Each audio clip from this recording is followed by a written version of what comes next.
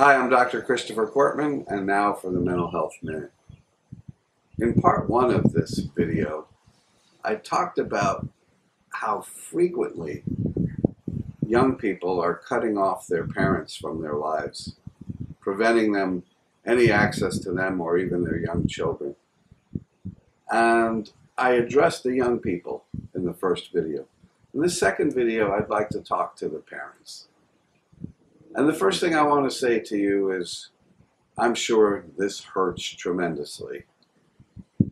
But I want you to understand that whatever's going on with your kids, it's important for you to understand and validate their feelings.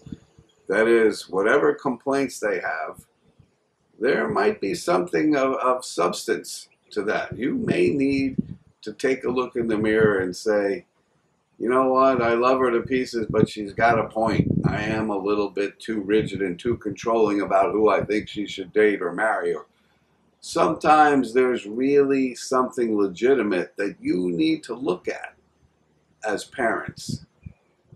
Secondly, if there is something of substance, it's really important to not only validate their feelings, but to apologize if there's something you have done to alienate your adult children. You know, remember in the Bible it talks about parents not provoking your children to wrath. There are things you can do as parents that really hurt, embarrass, humiliate, overpower your children. And sometimes we have to look at those and make changes, especially as they get older and they say, I don't have to deal with this anymore. In other words, we also have to respect their boundaries. They're adults now too.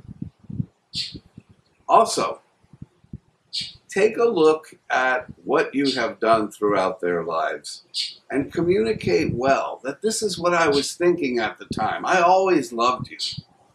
Whatever I did at the time, I did because I thought it was best for you. Now I realize, now in retrospect, that may not have been the best thing, and I apologize for that, but I will not apologize for the fact that I've always loved you and did the best I could with what I had. And finally, be open to the fact that being cut off today doesn't mean forever. Sometimes we just have to be patient and continue to send loving messages and gifts and birthday reminders of how important you are to me.